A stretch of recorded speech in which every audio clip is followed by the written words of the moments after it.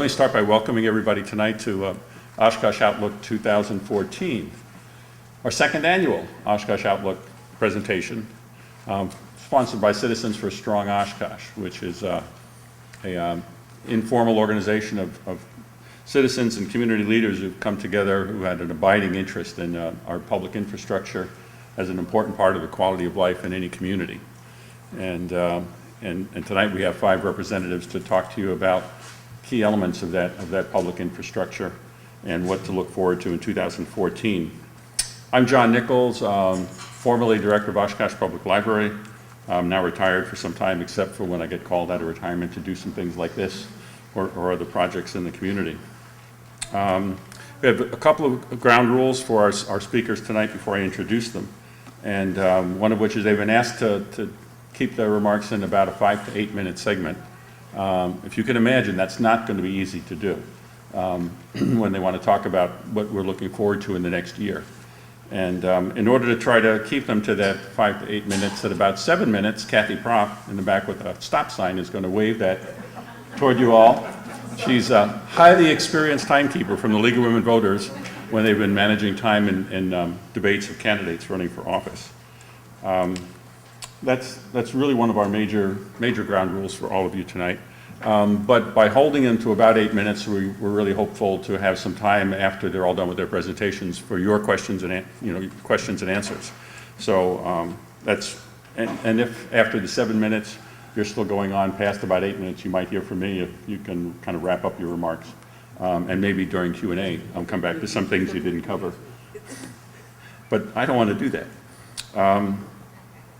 The order of our speakers tonight are basically going to be the order they appear in our slides, because we don't technically want to do anything to try to move those around once we had them set up in the computer. But I'll introduce everybody tonight for those of you who don't know them, just to know who's here. Our City Manager of the City of Oshkosh, Mark Roloff, is here to speak about the city. Melissa Cohn, the Campus Administrator for the Oshkosh Fox Valley Technical College campus, is here to talk about the Technical College and what to look forward to. The Superintendent of the Oshkosh Area School District, Stan Mack, is here at the end of that table. And University of Wisconsin Oshkosh Chancellor Rick Wells came all the way over from campus to this great new facility at Oak Lawn. And Winnebago County Executive Mark Harris is here, and Mark will be the last speaker tonight. We're really pleased to be in a great new facility like Oak Lawn, and have some of our newest members, in fact, in Liz Lynch and Steph Garland, who were newest members of Citizens for Strong Oshkosh and also played an instrumental role in helping with that bond issue and moving that program forward to get this new school done. So without further ado, let me introduce our first speaker for tonight, and that's City of Oshkosh Manager Mark Roloff. Can we applaud? Yes, we can. I don't know. Thank you, John. I know how Kathy is with time, so I'm just going to say thanks for having me, and I'm going to get started. 2014 is kind of the tough year that we've been expecting for a while for purposes of the city. The issues have really been brewing since Act 10. A lot of discussion of Act 10 had to be with what happened with public employees, but there was also a great deal of reductions in state aid, which is really what's driven this from our standpoint. The savings that we achieved with some of the things that Act 10 afforded us also took away more revenue. So the other part of that is the economic downturn in Oshkosh was really delayed for a variety of reasons. Oshkosh Corporation, with their ramp up of activity that they had, a lot of the building going on at the university, and everything going along the Highway 41 corridor got the economy, it still kept the economy going, and we're now just starting to feel the impact of that. So that's something we're going to be dealing with beyond, and that's where we're having some tough issues for 2014. I mentioned the lack of state aid. There's levy limits have been put in place, and there's really some inconsistent rules that go along with some of the levy limits, because the state has really adopted kind of a one-size-fits-all, and everybody has dealt with their financing differently over the years, and now these rules are set in place. State aid is effectively frozen from Act 10, and there's this old barber shop quartet song that goes, "Where's the good and goodbye?" And I'm saying, where's the shared and shared revenue? Because we did see reductions in state aid, certainly understandable, but now that everybody says the economy is going up in the state, we aren't seeing an increase in shared revenue, and that's a real challenge for us. The levy limits have been extended so far that we can't even increase certain fees to make up for the losses, because any increase in those fees requires a corresponding decrease in property taxes, which presents a real challenge for us when when about 25% of our general fund is state aid. When that's frozen and when there's levy limits in place, where do we make up for the increased costs that we continue to have? Because unlike a lot of other governmental entities, public safety was exempt from Act 10, and about half of our general fund budget personnel costs are in public safety. So we didn't get as big a benefit from Act 10 as maybe some other entities did. So those are some of the inconsistencies there. City council, several of our council members are here tonight. They've heard a lot of this before, but we're struggling with options to balance the budget. Possible loss of 10 employees that the council is looking at. We're faced with a $2.75 million deficit that we had to close for 2014. Unlike the state, unlike the federal government, we balance our budgets, and we do it very well every year. So to do that, we had to do a series of staffing cuts, fees, and an increase in our levy. Depending if you look at the rate or the levy, we're looking at roughly a 3% increase. The options, we really need to take a look at the ratings that the residents gave us. We've done surveys through the university that have said, what are we doing well and what are we not doing well? And the things we're doing well on are things like police and fire and our library, but there are other areas that we're more challenged on. Unfortunately, this survey is done in the middle of the winter, so typically snow removal is not really well regarded, if you can imagine that. But there's some truth to it too. We don't have the resources for that. So do we cut areas that we're doing very well on when we're in the top 2% of all fire departments in the country, or do we cut from areas that our residents are saying, 2/3 of our residents are saying our streets aren't good enough, our stormwater isn't good enough? What are the areas that we compromise on when compromises have to be made? One of the areas that we talk about is infrastructure, and even though I would say we're probably letting up on the gas a little bit, we're certainly not hitting the brakes, but infrastructure needs are still very much very important. That includes our public facilities like our Public Works Central Garage, which we're now calling our Field Operations Facility. That was long overdue, and we're in the midst of doing that. It will literally increase our efficiency. Our utility bill for our new facility compared to our old facility will be identical. It's that inefficient right now, and it's going to be 2.5 times the size of our current facility, and we're going to use the same amount of utilities. That's how desperately we needed a new building. But the field operations facility is impacting street projects. You're going to see fewer street projects done in 2014, but that's a conscious decision we made because we knew that we needed to make up for time. Some of the major streets in 2014 will not be Viola, even though Jim Fitzhenry believes that Viola needs to get done. Viola doesn't have a big honking sanitary sewer going down it. Bowen Street does, and we are going to be able to take a lift station out of commission. So we're going to be saving the ratepayers money by doing Bowen. We'll get to Viola eventually, Stan, don't worry. But that's something we have to do. Utilities are underground. Those are the things we take a look at. And we're putting a little more emphasis on our treatment facilities, our sanitary sewer plant, as well as our water filtration plant. We're upgrading facilities in there, so that's where we're putting our utility money in 2014. Borrowing capacity and credit rating is a concern. If you were out buying a new car and a new house and other new things at home, your credit score would probably get a little, people would start looking at it a little more questioning. Your credit score might go down a little bit. Our recent bond rating said they reaffirmed our AA2 rating, but gave a negative outlook for a variety of reasons. One was our debt capacity, the other was the economy. So those are the things that we're wrestling with. But we're at about 75% of our legal borrowing limit, which seems like, oh, there's still room. But for us to really do well on that, we need to be more around 70%. That keeps you in the AA2 rating category. So those challenges we have to look at. We just can't borrow forever. We have to have some limitations on that. There's other issues with borrowing that we still have to take care of, and we need to address those or risk a credit decrease, which we don't want to do, but it's something that we have to at least acknowledge that might happen. And then finally, really staying the course with our strategic plan. A lot of those things I just mentioned, infrastructure, neighborhood revitalization, which is one of those other areas that the community said, about 64% of the residents said, you need to improve neighborhood revitalization.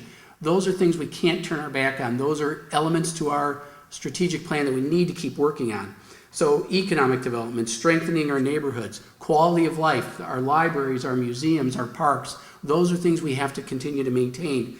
And then in the process, employee engagement and developing a performance culture and making our employees accountable for what they do. We're doing all those things within our strategic plan, but we have limited resources to do that. But I keep saying to staff, we have a $67 million budget. We still have $67 million. That's a lot of money. We can do a lot of good things with that. It's just a matter of channeling those resources in the right way to best serve the public.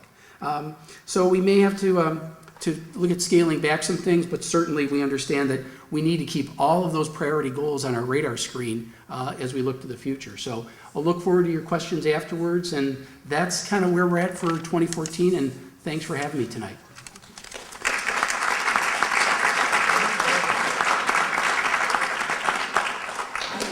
Melissa Cohn, Fox Valley Tech. Good evening. I think you're going to see this theme of finances run through most of our conversations this evening, so I'm going to update you a little bit on some of the financial things that are going on with the college. I think you'll recall in the last biennial budget, they cut the technical college systems with general aid by 30%. We're happy to say that as of July 1 of 15, this next biennial budget, we are going to get back an increase of $6 million. So a big hit, but we're getting a little back. Our current state aid right now is $9 million. That's what we receive at the college. And as of July 1st, that state aid or that general aid we receive is going to be totally revamped. In the past, those dollars were secured based on enrollments, FTEs. They're going to go to performance-based funding in the future, and starting July 1 of this 2014, they're going to look at performance-based funding being 10% of that state aid, the following year 20%, the following year 30%. So they're going to be building. And that state aid is going to be based on 9 different performance criteria. The technical colleges can pick 7 of those 9. The first one, I'll share these with you, is program-related graduation placement rate. So how many of our students get placed upon graduation? Number of degrees or certificates awarded in a high-demand fields. We know anything manufacturing in the area is a high-demand field.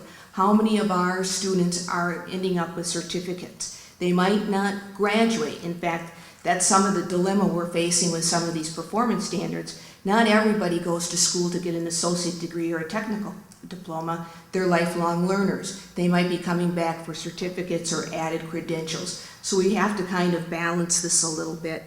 The third one is the number of programs with coursework that has industry-related curriculum. IT has a lot of industry-related certificates. Welding, all of those, they're going to look at how many of those courses that we offer have those certificates embedded in them. Transition of students who are doing adult basic education. How many of those students are going on from that remedial to a program? They're going to judge us on that. Number of high school students that are receiving dual credit.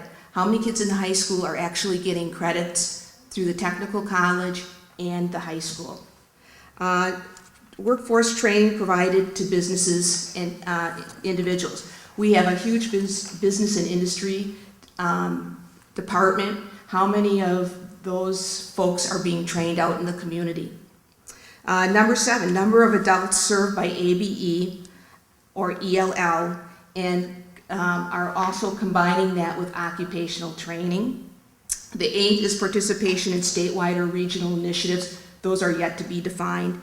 And training or other services provided to special populations. So that performance funding, that $9 million, the college will pick 7 of those, and like I said, 10% one year, 30, 40. And then beyond that, they haven't determined what the next objectives will be.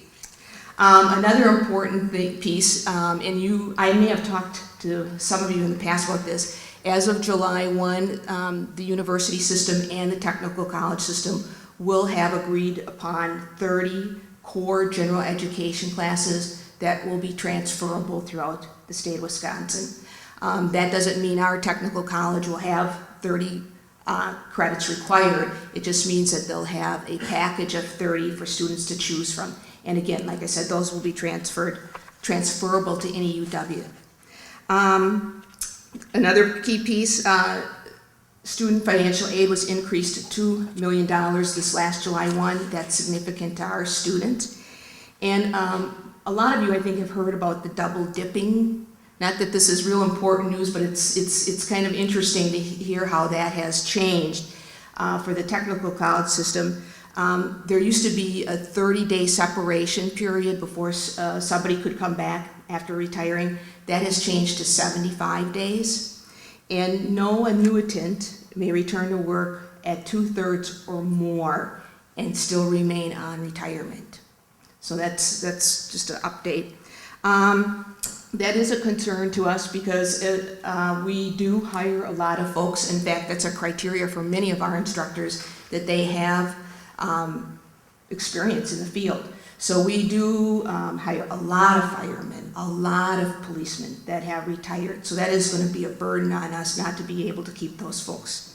Well, they'll have to make decisions, I guess, to come on. And lastly, just an update on our referendum projects. Many are completed. I don't know if any of you have been by the Appleton campus, but it looks completely different.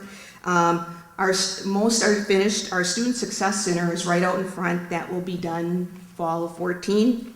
Our Public Health and Safety Facility that is on the Outagamie County Airport land, spring of 15. Our J.J. Keller Transportation is in spring of 14. And lastly, the land that we are looking at to purchase in Oshkosh, that decision is imminent. We hopefully should have something in the works by July 1st. So that's it. Thank you.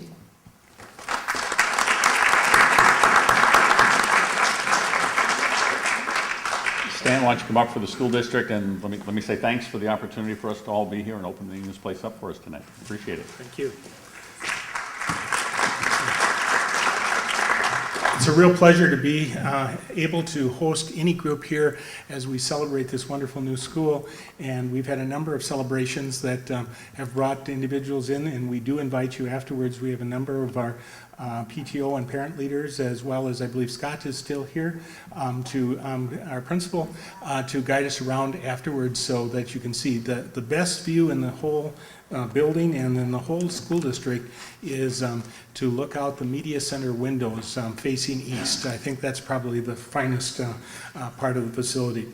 Well, I'm here to share with you now, as I'm beginning, within 2 weeks now, I'll be beginning my 18th month in the school district, and I'm really excited about the number of opportunities to share in the community, getting to know the school district. And one of the opportunities I had a year ago was to travel with a small group of individuals, including Steve Dito, who's here, and Mary Olson, and Beth Wyman.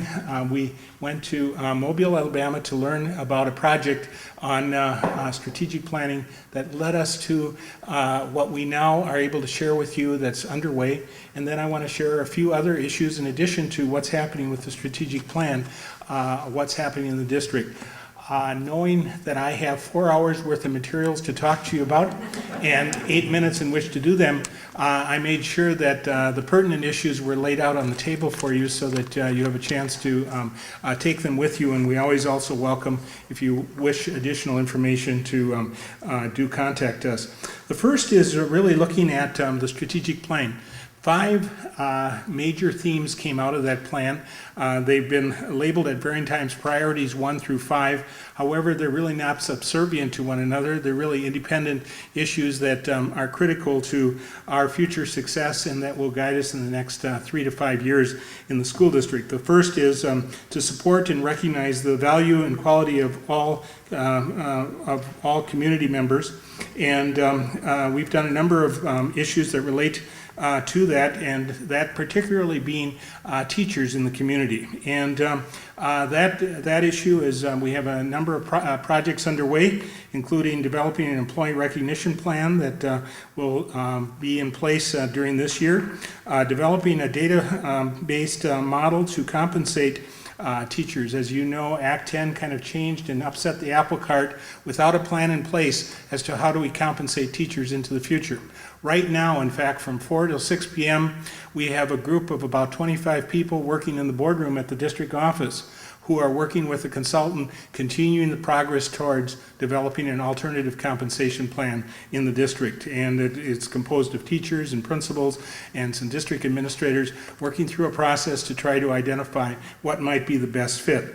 That compensation plan needs to be underway. We need to align funding and staffing so that we really have teachers doing teacher things as opposed to things that sometimes, one of the things I learned last year, that teachers were saying that they were spending time cutting out things that were part of the math curriculum. Why would we have licensed professionals be cutting out manipulatives for children? That's not the best use of teacher time.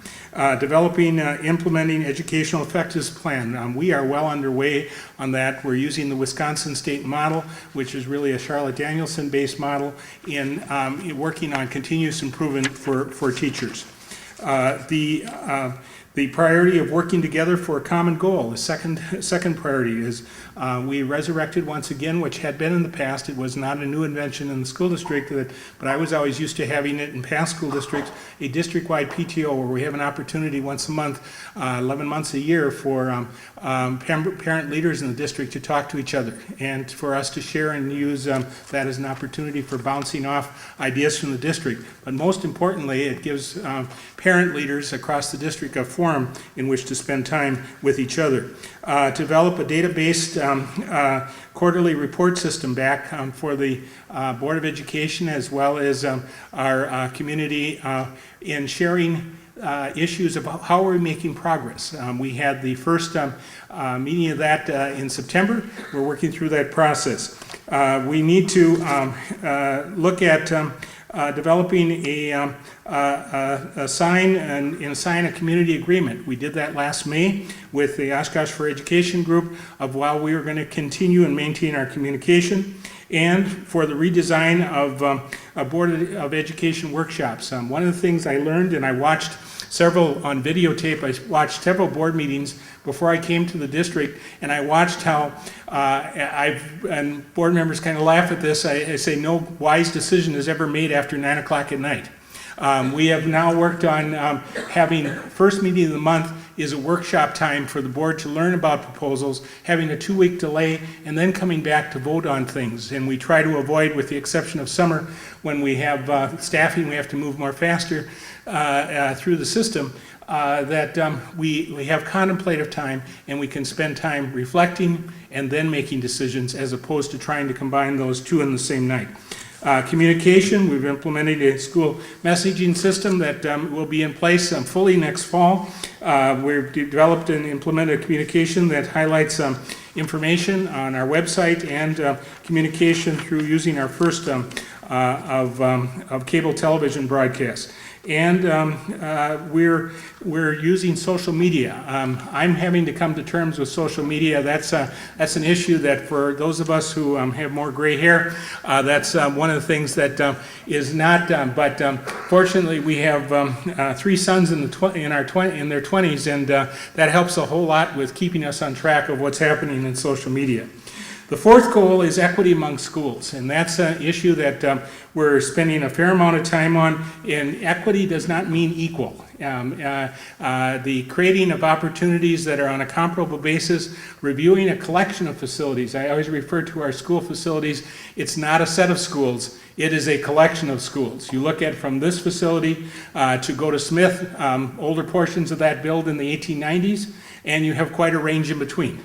And the reality is that we have to take a look at how we can maintain and create equal opportunities so a child living in this attendance area and a child living in Smith's attendance area has the same opportunity of growth. The development and establishment of standard practice of facilities is important. The development of student at-risk plan, making sure that we address the changing needs. Do you realize that in our school district, in the last 12 years, the amount of poverty in our schools, the poverty in our community has more than doubled? We have gone from about 20% in about 2004 to 2014. I haven't seen the final figures for this fall, but last fall we were at about 42%. When you have greater poverty, you have greater needs. Remember, children coming from homes of poverty are not as prepared for school. The whole issue of addressing school process and school enrollment is critical. The fifth area that we need to attend to is developing with the community more partnerships. One of the things that I have a terrible condition that I have trouble saying no when I'm approached by any of these folks or others in the community about will you do this or will you do that. I don't say no, because I absolutely believe it does take a community to educate children, and we cannot have the pattern that the district had fallen into, basically turning its back on the community, and that's why we need to be partners constantly, each and every day, in all projects within the community. The expansion of that community partnership is critical. We're continuing on many stages regarding that issue, particularly a partnership with the city, with Winnebago County, with UW Oshkosh, and with Fox Valley on all kinds of educational ventures, as well as support efforts are critical to our future endeavor for our students. All individuals having every student be career ready. I notice I'm the only one that has forced a stop sign, but but I just need to make two comments. There's two parts are out there. There's a PowerPoint presentation that was done as a result of a study by Springstead Incorporated that was presented to the board at their last regular meeting that outlines where the community might be in judging its schools and how ready it might be to look potentially at an operating referendum for next April 1st. All that data is there. It shows some signs of being very positive towards an appropriate level. I would need to caution you, the board has made no decision on that issue. They'll be studying it through December. Sometime in the next 30 to 40 days, the board needs to decide that, whether or not they will go for a referendum, and then what size and for how many years, and that's a critical piece to be done. That data is all there. I'd like to point out something that I think is really important in this, is that in that data you'll find one issue that as we reward and compensate teachers, the highest rated, best thing about the school district is our teachers, according to the community survey. And it's a survey that was balanced based on, remember, only 22% of the people who were asked questions have children in school, and that's how many people, that's our approximate percent. Teachers are very important, and our A and B rating of grading is higher than the Phi Delta Kappan study. We are at something over 51.1% rate us A or B. On a national study this past year by Phi Delta Kappan, it was only 48%. So we're doing better than the nation on how we're doing with relating to schools. And before I get pulled off the stage, I'm going to stop. All this data is available at the table, and if you're interested, we also didn't bring enough copies, but if you're interested, we have about $128,600,000 budget for the year. We're up about 1.3% from last year. With that, I'll be glad to respond to questions later on. Thanks.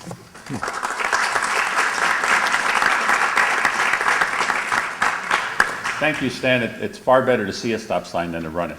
So, and don't forget Stan's handouts that are back there on the table before you all leave tonight. Rick Wells, the university. Thank you, John. Kathy, you started my 8 minutes yet? Okay. Well, I guess the outlook for 2014, at least from my perspective, is outstanding on two ways. We will continue to have several character building challenges. That's outstanding. You know, we always want to build our character. I'll tell you what some of those are. And we also will have a lot of exciting 2014 initiatives designed to meet those challenges. So it really is going to be a good 2014. I'm just going to declare that. Okay?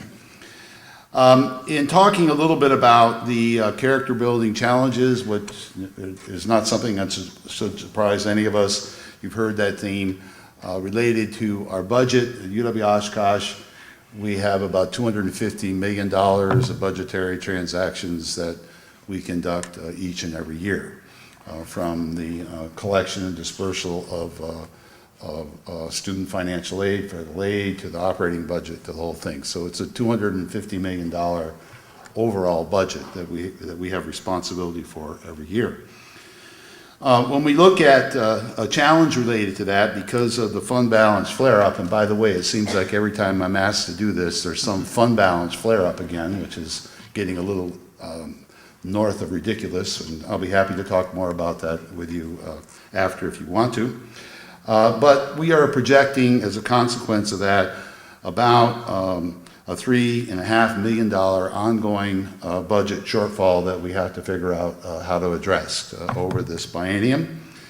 Also, we have to figure out how to come up with $2.5 million of ongoing base budget reallocation for 3 strategic priorities. So we're not just cutting and reallocating to cover a budget shortfall. At the same time, we're reallocating to our highest strategic priorities to make sure we continue to be as strong as we possibly can as an institution. The 3 strategic priorities, by the way, there's a full annual report against our strategic plan available, as well as a 1-page document I'm talking from now, so you don't have to take detailed notes if you don't want to. But we've set aside the challenge of reallocating $500,000 for the implementation of the university's new university studies program, which has been identified as one of the top 5 transformations of general education in the nation, and it's being very closely watched throughout the country, and it's very important in terms of improving the overall education, so our students are constantly going to get a better price value for their education. So we need to put more funds behind it as our faculty and staff committed to this major transformation, and I can't compliment them enough. So it's up to us to figure out how to get the funding there to make sure this initiative is launched and continued in a highly successful way in service of our students. Another high priority for us is student affordability, so we have to figure out how to come up with $500,000 of additional ongoing funding for the student Titan employment program called STEP on our campus, which has been hugely successful and of great value to our faculty, staff, and students. I always kid everyone, if we ever quit that, they're going to fire me as chancellor. We also, the biggest financial challenge for us is $1.5 million of additional ongoing funding challenge we have to support our employee salary adjustments. We have to do something about our salaries in UW system institutions. Our faculty and staff are 18% behind the Midwest average, and so we've got to put more pressure on our campus budgets to work on that. You've probably heard something about that. We just implemented them this spring after working together with all our governance groups all year on how to make sure that we do that well. So in the process of doing this, any good fiscal planning and policy is you make strategic use of fund balances to meet the ongoing budget challenges. So we've been doing a lot of things at UW-Oshkosh to make sure that we have fund balances and that they allow us to smooth through and continue to improve the institution, 3 years out, 5 years out. So our fund balances are going to be put to the test this year, not only to cover the shortfalls, but to help us to get to our funding our strategic priorities in an ongoing way. I'm very pleased to report here tonight our final enrollment figures. We usually can't report them until this time of the year because part of our semester is a 3-week intersession, is now at a new record all-time high of 13,720 students.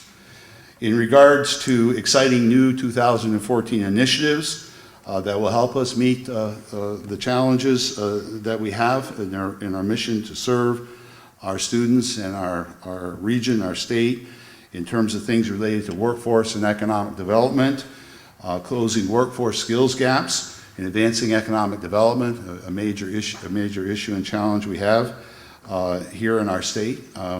UW Oshkosh received a $1.9 million incentive grant along with UW Green Bay to implement 3 new engineering technology baccalaureate degree programs, electrical, mechanical, environmental, that we're doing in partnership with the technical colleges. And Green Bay and Oshkosh will be the ones awarding the baccalaureate degree, but the program will be delivered by the faculties at the technical colleges, UW colleges, Green Bay and Oshkosh, multiple entry, multiple exit, nothing like it in the country. We're very proud of that.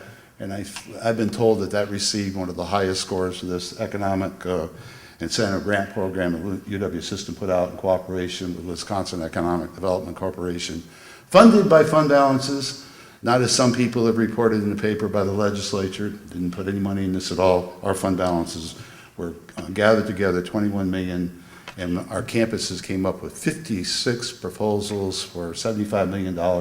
We only had 21 million to go. New insurance program, College of Business is launched.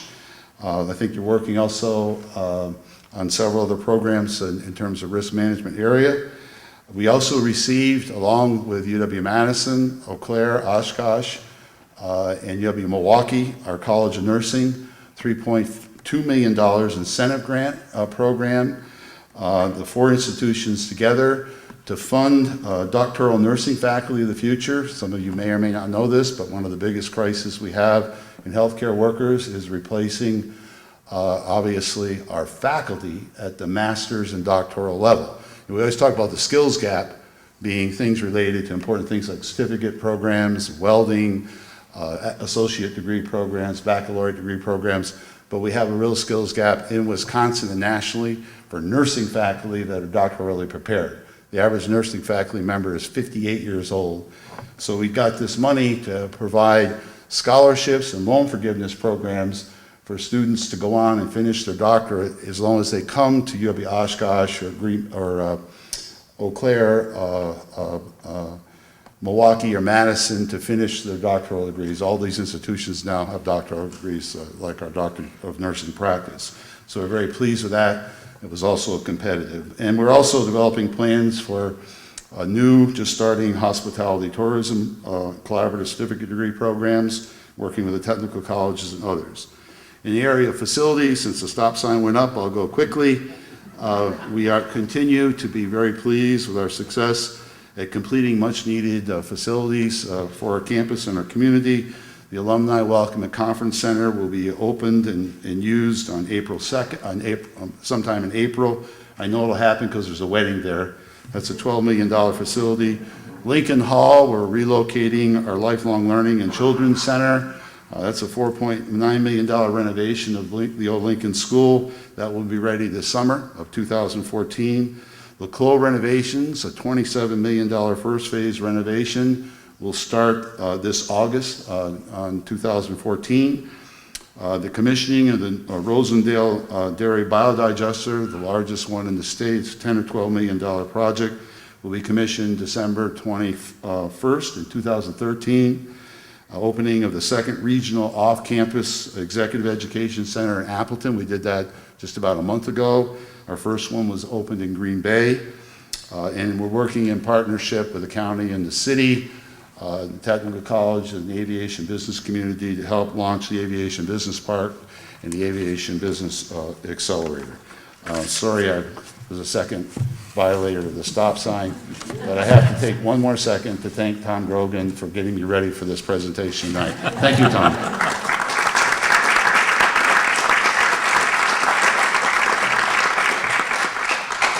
Thank you, Rick. Sounds like you have a lot of collaborative projects going on that you can talk some more about. Mark Harris from Winnebago County, our county executive.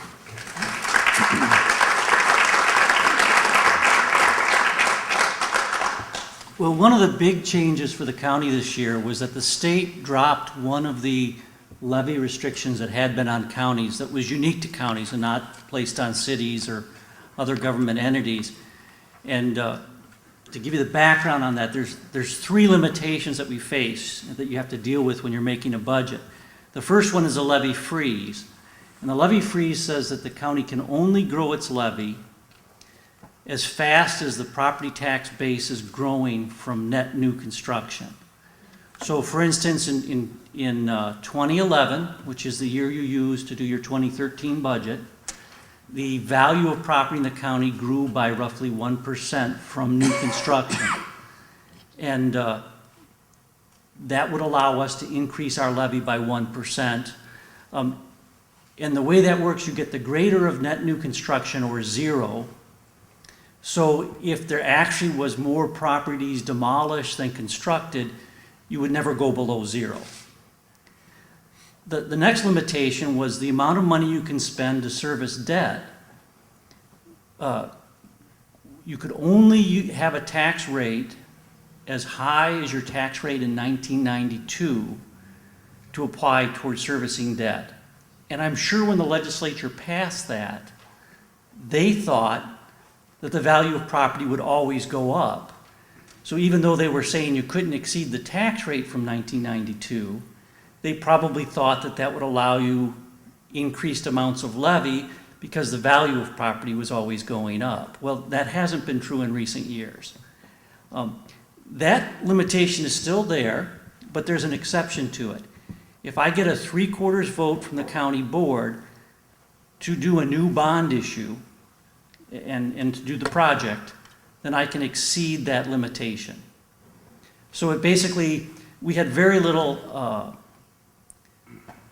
outstanding debt, so we had very little debt service in 92, so that I pretty much always have to get 3/4 of the board to agree to any capital project in order to do it, because I always need the exception. The third limitation, and the one that went away with this state budget, was that my operating tax rate, the rate I used to perform the operations of the county, couldn't exceed the tax rate in effect in 1992. And that was one that was kind of always hanging over my head, because if you had a major employer that did a substantial reduction, that would reduce the outstanding value of business property. Let's say a paper plant closes in the north end of the county, or heaven forbid, a defense contractor would close down here. The loss of that plant would cost you a great deal of money in terms of tax base. But if you had a major reduction in employment in the community, that would probably temporarily depress home prices as well, because you'd have more people seeking to sell their home and seek employment outside the community than people coming into the community to work for those employers. So that was one that was always troublesome, and it always made me want to hold a lot of money in reserve just in case that would happen. And quite frankly, the two worries have always been the paper industry, which has lost some business to Asia, and the defense business that's going to be on the same cycle as the federal government. But that limitation was lifted, so that then made me feel that we were not in need of as much reserves for that contingency, because I would never be forced to reduce my taxes. And I probably should explain that too, that, you know, if your rate stays the same, that's going to generate less money if your tax base contracts. So that was always the fear, that a major contraction would force me to actually cut the amount of levy I had to operate on. And when that limitation was terminated by the state, that made me feel confident that while I might only get zero increase in a year, I would never have to decrease the tax levy, especially at a time when the social service needs were going up. So that leads me into my next item, which was the reserves. The county had been slowly building their reserves, partly because we've been reducing employment costs and cutting costs throughout the year. So each year we were closing out with a little bit of the money left over that we had budgeted. And our target was 1 month's total expenses for our general reserves. And then we also have other reserves that have to be kept separate, like the airport reserves, the health department's reserve, the nursing homes have their own reserves. And so in total, you know, our reserves were kind of coming out about where the university system was. And all of a sudden, the university system got attacked for having about $600 million of undesignated reserves, when the university system's total budget was about $5.7 billion. Well, that's about 12%, and we were pretty darn close to that. So we decided that we better take a tough look at that and be a little bit more aggressive at applying some of those reserves. And I should point out, by the way, that the state is going to force the university system to keep their reserves between 10 and 15%. They'll get punished if they fall below 10 and punished if they go above 15. I kind of note that 12% is kind of in the middle, but you know, they think their own way. But anyways, that now freed me up to use the reserves, but if I took reserves, I can only spend those dollars once. So if I have $1 million more in reserves than I think I need, if I use that to reduce the operating tax for the county, I'll be fine that first year. But the next year I'm $1 million short and no way to make it up.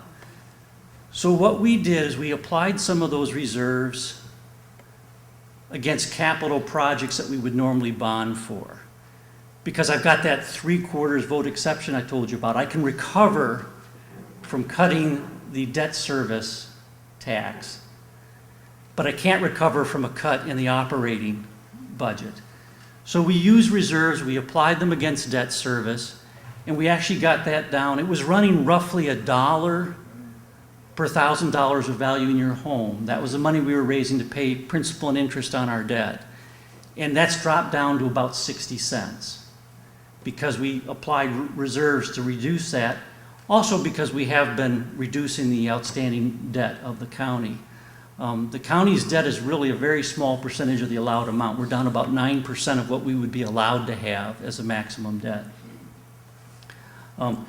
So you've got this shrinking debt situation, which is what's allowed us to reduce the tax rate. It may be temporary.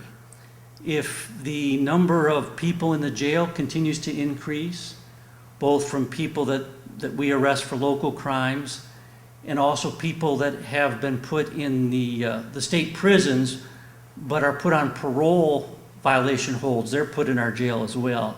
So, and that's people from our area that break parole for prison offenses. The state then places them in our jail, and that takes up some of our capacity.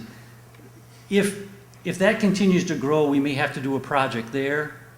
You've probably read recently about the airport terminal. We don't need a big terminal because we don't have passenger service, but we probably need to replace it. And so it is possible that that debt service will creep back up over time. Some of the other things, we do have issues with trying to retain specialized employees, and I'll end on this note, that certain areas of employment, wages are growing much faster than inflation in the private sector. IT personnel are commanding big raises. Nurse prescriptionists, their pay keeps going up. Child psychologists. And there's probably other areas too, where in the private sector the wages are continuing to rise at a fairly rapid rate. We're held, if you're held to a 1% increase on your budget, and we're now subject to Act 10, which never allows us to give raises larger than the prior year's inflation. Eventually we'll have trouble hiring and retaining those specialized people. And so that's a problem I have to think about for the future. I'll be answering questions later. Thank you.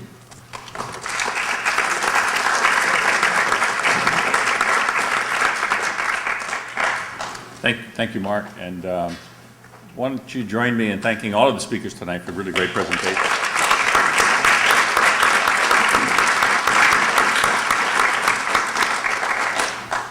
Well, this is your turn. Chance to either ask any of the speakers about any things that they did cover tonight that you'd like to hear something more about. And we've got the first question right here. Yeah, from Mark Harris. I read the article in the Northwestern on the airport rebuilding. I thought it was a marvelous article and had a lot of good ideas in there. And could you comment on that for a second? Mark, you want to come comment on? I'm going to restate questions since we don't have mics for the audience, just so that they get recorded, on air as we do the Q&A. So you just want to elaborate a little bit on the airport article that appeared in the Northwestern? Yeah, and I want to go a little bit broader than just the terminal. The county spent $1 million and the city spent, I think, $600,000 to buy 20 acres of land. And we're doing an aviation-related industrial park because we do have this incredible airport and industry wouldn't have to compete with commercial air traffic. So we think we can draw employment into the community by developing this park. And then the city was the primary applicant, but the county and the city together applied for an EDA grant. And so the city's going to put in half the money and this EDA grant will put in the other half. And that will put in the streets and the stormwater and the drinking water into this parcel. So we probably will have sites that have all the infrastructure necessary to attract business into it. But at the same time, oh, and I should also mention there's other players, including the university, that's very much involved in this project. And together, we can do things we couldn't do alone. But with regard to the terminal, you know, that terminal was built a long time ago. It was designed for commercial air traffic. It's not really the space that we need today. It's a larger and not designed for what the current needs are. We probably can go with a much smaller administrative building and free up that land for commercial hangars that would bring us in rent and help us attract and retain business as well. But that could be a significant expense. We haven't applied for a grant through the Department of Defense.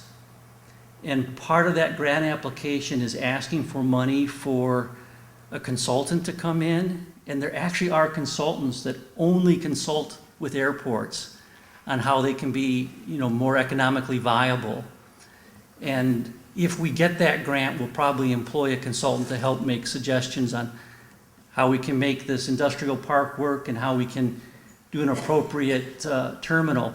But I don't want to sink a lot of money into a huge roof of a building that really isn't being used for that purpose. And at the time that building was built, people worried a lot less about energy costs than they do today, and the building's very expensive to heat and cool. So I'm kind of hoping that that building goes away and that something that is smaller and meets our need replaces it. But then I'll need that 3/4 vote from the board to do it as a capital expense, and that's never easy. So thank you. Other questions? Kathy? This question is for the Chancellor. UW Oshkosh Foundation seems to be an economic engine now with the new hotel down on the riverfront and with the biodigester. Could you explain how that is happening, that they are able to, quote, have ownership in these things? So Rick, would you speak to the issue of the UWO Foundation and the emerging role it's been playing in economic development projects within the community? It's complicated. No, it always gets you in trouble. No, the foundation has been working in partnership with the university and with the private sector, as I think everybody knows, and the city of Oshkosh and the Oshkosh Community Foundation and, you know, in the development of the hotel and convention center. And the way that's set up in terms of the ownership, there's an LLC that's up under the foundation. So that's, we always want to remind people, outside the fact that we got a great TIF, that property will pay taxes, right? So that's the way you set that up under a foundation is not for profit. The LLC is the actual partner with the private sector partners there. And those are all designed, you know, to basically, at least from our point of view, in terms of foundations for universities, are established to help advance the mission of the institution. So that particular project helps us advance the mission of the institution to serve the knowledge needs of the public of Wisconsin by providing opportunities for us to eventually, for example, expand our program. We have, I think, in our economy here in Wisconsin, probably not paying enough attention to tourism, hospitality, things of that sort. So we'll be able to use those facilities along with the Alumni Welcome and Conference Center, which is also foundation property and responsibility for raising the funds of that, to give our students and faculty an opportunity to have a hands-on education in new areas of management and one thing or another. It also will, we intend to make money off that, basically, through our foundation so that we can provide scholarships for, as we promised, Oshkosh area high school students once we start cash flowing that project as a give back to the citizens of Wisconsin for supporting the TIF funding that will start setting up scholarships for high school graduates of West and North and Lords, high school students in town. So that's another way we can provide some funding opportunity for students to be able to attend college.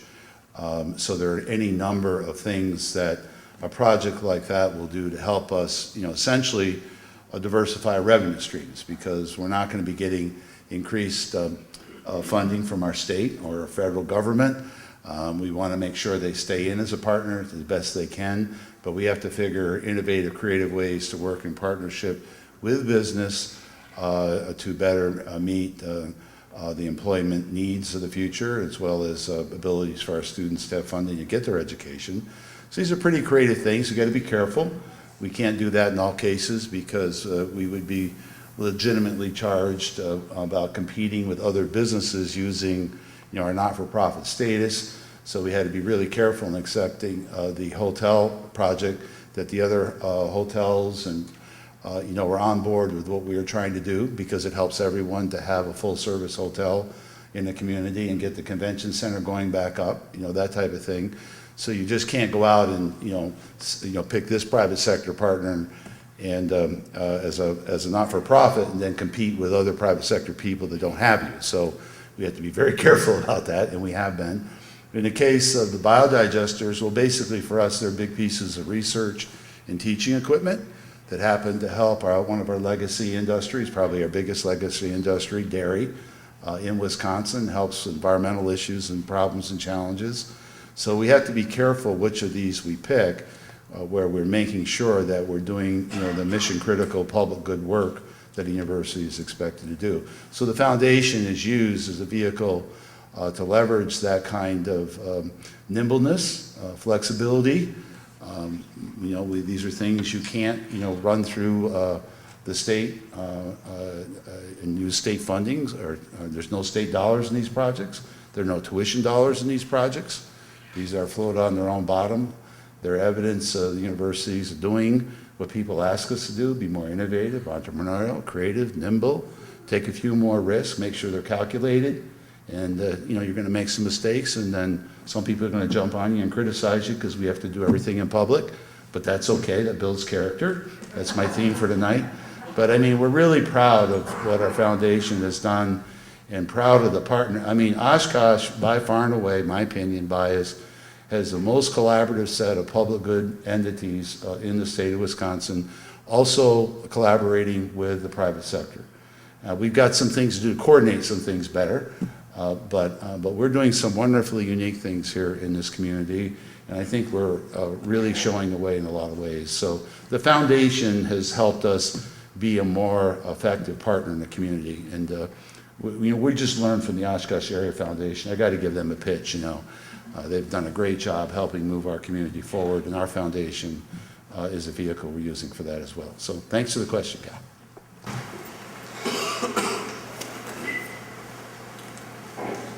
This is for Stan Mack, and I thought you said that the status of poverty students was like at 1% in 2002, and that's grown to like 42%. How does that impact your budget? That's an awful big jump from 1% to 42%, if I stated that correctly. I think, try to restate the question, that you want to know how the budget of the school district and the services of the school district are impacted by the dramatic growth in the incidence of poverty over the last 10 to 12 years in the school district, from I think it was 20 to about 40%. Yeah, it's doubled. It's from 20 to 40% increase, not from 1%. Interestingly enough, I just recently have seen statistics for the state of Wisconsin. We're on par with the state of Wisconsin. The amount of poverty in schools, it will vary between communities. There's certainly, communities that are maybe the high flyers that are suburban Milwaukee or maybe suburban Green Bay that don't have those numbers. But overall, the numbers are, our numbers are parallel to the state of Wisconsin. Yes, it has a tremendous impact. The biggest impact is on our ability to deliver the remedial services or the preparation services that are necessary for children coming to school from homes of poverty. Children who grow up in homes of poverty come to school with less both auditory and vocabulary, as well as receptive or expressive vocabulary. And our kindergarten teachers or our 4K teachers tackle issues. I invite any of you, and we would love to have you sometime, just take the time to come and sit in a kindergarten classroom or come and do something that is really a delightful contribution. Come and read a story to children in a kindergarten classroom or 4K, 4-year-olds, or first grade. The ability of children coming from poverty to attend to learning, to lessons, to be prepared to listen, to be social, all of those things relate strongly to the issue of growing up in poverty. And we don't choose who we have. We accept and welcome every child at the door. And when we need to serve 100% of our children who arrive at our schoolhouse door, we then need to adapt and adjust, and that has a tremendous impact, particularly on the issue of retraining teachers. It is a culture shock for our teachers here, having worked in schools with school districts with considerably more poverty and far larger minority enrollment that parallels somewhat poverty. I did say, and every once in a while people grimace a little bit, those of you who are familiar with Garrison Keillor, I talk a little bit about Oshkosh being a little bit of Lake Wobegon. Lake Wobegon is changing. Even the real Lake Wobegon is changing. And the issue that we face is to adapt and adjust, prepare our teachers better, to teach tolerance, and there are lots of initiatives underway that assist us. One of the things that you should know, that 3 of our schools were once again recognized this year as beating the odds schools in the state of Wisconsin. There are about 120 of those schools across the state. 3 of them were here in Oshkosh. They're schools that deliver at a level of test outcomes that you wouldn't expect for that level of poverty. That's a tremendous credit to our teachers for delivering those services, but we have more schools that have that high level of poverty. We continue to work on retraining and providing additional training to teachers to do it. It is not impossible. We can make a difference. Yes, sir. Yeah, before the school superintendent sits down, I have a question for you. But I want to make also a very quick comment. I would hope everybody here would get more involved in the issues of these institutions in addition to just coming to a meeting once a year. Get involved with some of these institutions because some of these institutions have very major problems, and I think they need the help of everybody that would be interested in helping. The question I have is, does this local school district have a foundation? Because it seems like people who are interested in education would be more willing, would be willing to give more than $64 a year to the school if they're really interested in promoting that. The question, Stan, is does the school district, like the university, for example, have a foundation that people could contribute to advance the cause of education?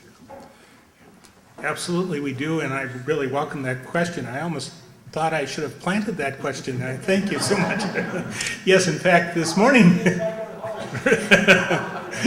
This morning, actually, our small fledgling Oshkosh Community Foundation had its once-a-month meeting, working on a number of projects, a number of initiatives. It's been fairly low profile.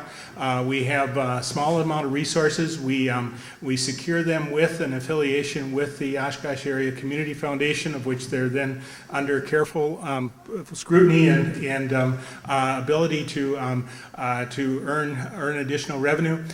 So the project is underway. One of the things that I consider, some people consider it a little bit brash, but one of the things that I constantly remind individuals of is the fact that in my hometown, and I know in my spouse's hometown, their local foundations have envelopes in funeral homes to remind individuals that when memorials are given, why not give to the school in the name of the individual who's passed. There are all kinds of those little things that go on, and I keep pushing them, and everybody's a little bit nervous about those kind of things, but every other place I know of that is done. But yes, a fledgling organization is underway. One of the things that, and I don't recall the exact date, but I think it's March 28th, as it was discussed this morning. It's going to be a Friday night and late March, kind of between sports seasons and others. The foundation is planning a fundraising trivia contest night. That will be an exciting adventure, and if you're into trivia, we'll be gathering sponsors and having competition. We're hoping to begin. We've discovered that quite a number of school districts, both public school districts as well as private schools across the state of Wisconsin, are finding great joy in doing trivia, and it's a nice family event of which individuals spend an evening playing games with how much they really carry around in their head that they don't use every day.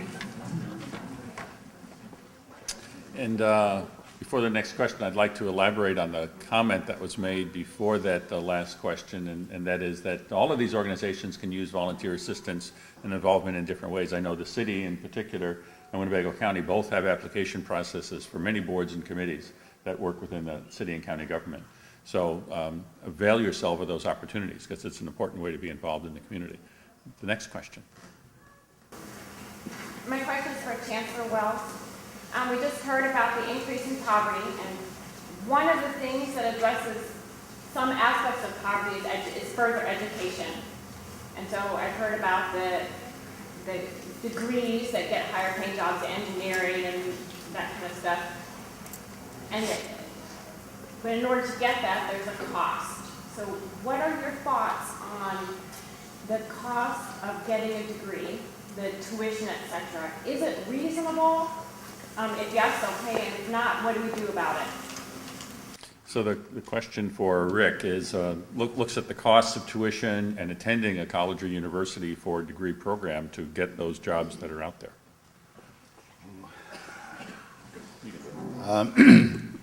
I think I'll pass this on to Melissa.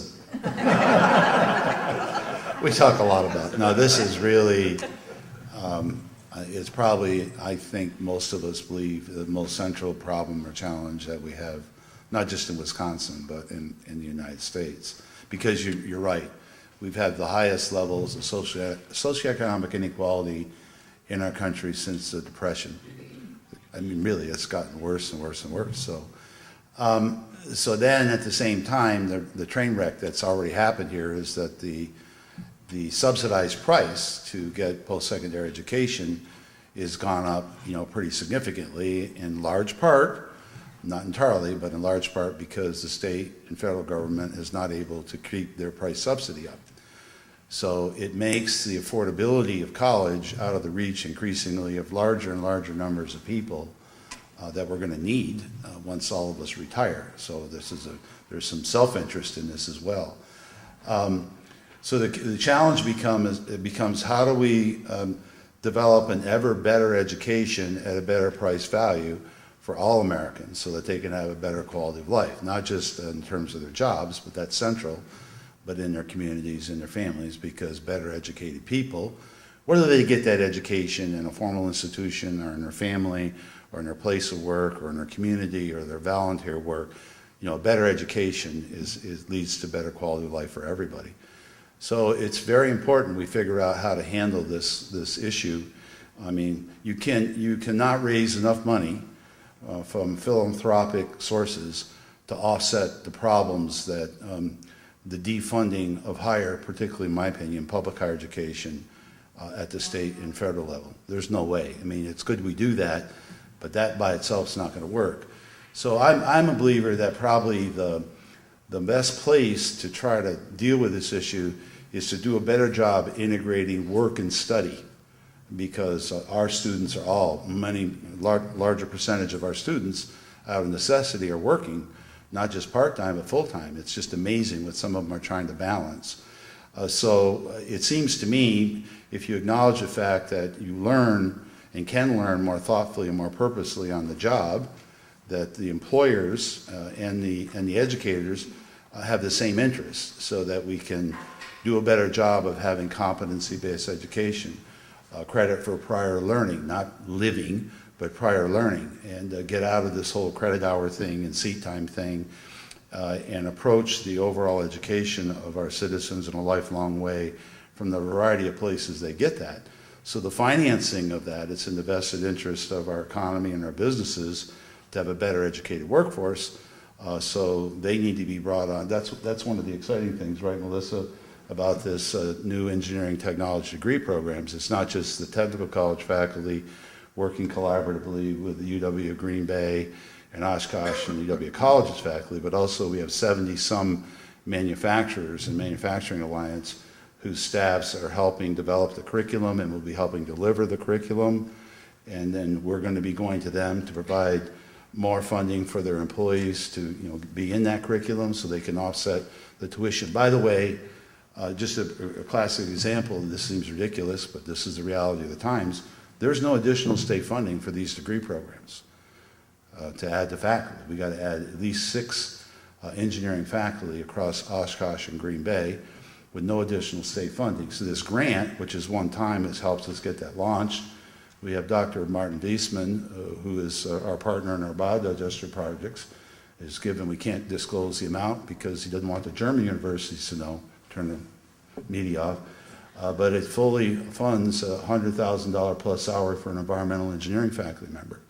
So our biggest donor in the history of the UW Oshkosh is not even a citizen of the United States, much less an alum of our association, but it's because of, it illustrates the point, it's because what we're doing with Dr. Wiesman and his family-held corporation, which is the 3rd generation, $2.5 billion euro company, comparable to Kohler in the US, they are to Europe. Kohler is not just a biodigesters, but plumbing and heating and things of that sort.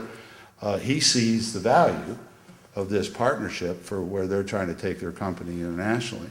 So we need the private sector and the post-secondary institutions to work more collaboratively like that and see this in the vested interest. So the employees that are working for them that may have good high school education, and happen to get a job there, that got a lot of experience, can continue to grow and develop, because we all know this, advanced manufacturing requires a more highly educated workforce. So we got to figure out how to get them that education. So I really think one of the things we have to do is really do a better job of integrating work and study throughout the lifetime, and I think that'll help us at some level. We also need to be careful that we don't turn all of our institutions into one model. The strength of higher education in the U.S. is the diversity of the different types of institutions. We have great admiration and respect for our technical colleges. They have great admiration and respect for the UWs. We do things, we have similarities, so we're doing a lot with general ed, but we have differences. We got to do a better job collaborating with K through 12, and we talked with Stan about this. So this is a big, big challenge, and I'm quite frankly tired of higher education leaders throwing elected state officials, governors and legislatures and federal elected folks under the bus for this problem, and for them throwing us under the bus. And I used this last time, and I still believe this. The only people that get hurt because of this leadership in higher education and elected officials throwing each other under the bus for this problem is the people on the bus.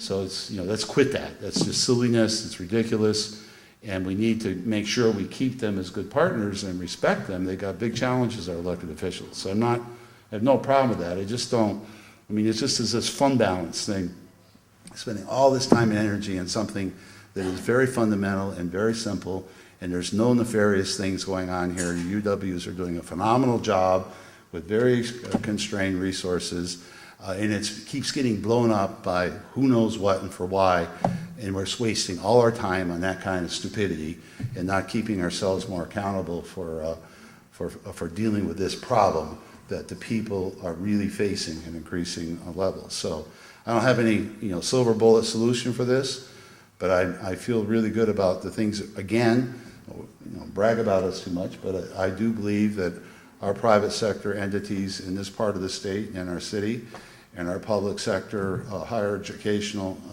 institutions are doing a great job. If we have a fault, we're not really that well integrated with K through 12, and we need to work on that too. Other questions? Yes. Mine's for Mr. Olaf.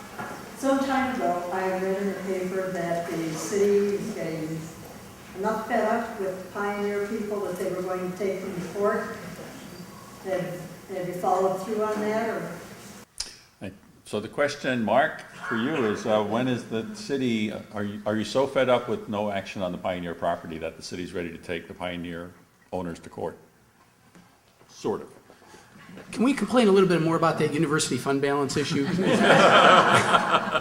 No, it's an honest question, and it deserves an answer. And there have been two issues that we've been working on. There's the Buckstaff property, which we are going to court on. That's a very active project, but that's dealing with who the owner is, and there's a lot of finger pointing in that regard, and hopefully we'll take care of that. So that there's that issue. With respect to the Pioneer, what our real issue has been about dealing with maintenance issues out there, because we can't force anybody to develop their property. That it's their private property right. We do have plans for that area in terms of a very general plan in terms of making it continue to make it another destination resort as it once was. The city doesn't have the resources to do something like that. That is a private sector issue. There are maintenance issues out there. I've personally taken boat rides around the area to get a look at it. The property owner will not let us on the site. So we're going through standard code enforcement issues. Hasn't risen to the level of going to court yet, but we're going to hold the person accountable just like any other property owner in the city who is not taking care of their property. We don't want it to be an attractive nuisance. It is starting to rise to that level, and that's really what got us going. I'm still optimistic that that site does hold a lot of potential. We've had discussions with the university about things we might be able to do. Marina management it was one issue that we've been talking about, but trying to develop more partnerships and getting other people in the community interested in it, so that if this person did perhaps want to sell it, we could put those types of resources together. As far as a hotel goes, we really need to let the Best Western succeed and get its success underway. Then we can start taking a look at what else the market can absorb, because that's something that doesn't. We didn't lose it overnight. We won't get it back overnight, so it'll take some time. But meanwhile, we're going to keep working on code enforcement issues. I can take one more question. Yes. For lady from Fox Valley. Whenever I go to Appleton, I see all these nice big buildings built in Appleton. We're made. When are we going to get some of those buildings for Fox Valley Tech here? The question is, we see lots of building and activity and new things happening up in the Fox Valley Tech campuses in Appleton. The question is, when is Oshkosh going to see some of that same type of building activity down here? Melissa? I was going to pass this one on to Rick, but that's truly a fair question. The district covers 5 counties and parts of 4 additional counties. So when they look at seeking funds from the taxpayer, it's those dollars are coming from a variety of people. The programs that they chose to expand, i.e. the building, that was all as a result of board and our private sector folks telling us what the need is. We talked about, what's the skills gap, where are the shortages. We had a long list that was shortened to a short list of those 6, 7 projects. Those were the ones based on need. Those programs are operating in Appleton, so therefore the need for expansion up there. Oshkosh was remembered, granted in a smaller way. There was $1 million set aside for the land, which we plan on expediting in the next couple months. No plans on what we're going to be doing with that land yet, but we will have to purchase that as a result of the 5 years availability with the referendum.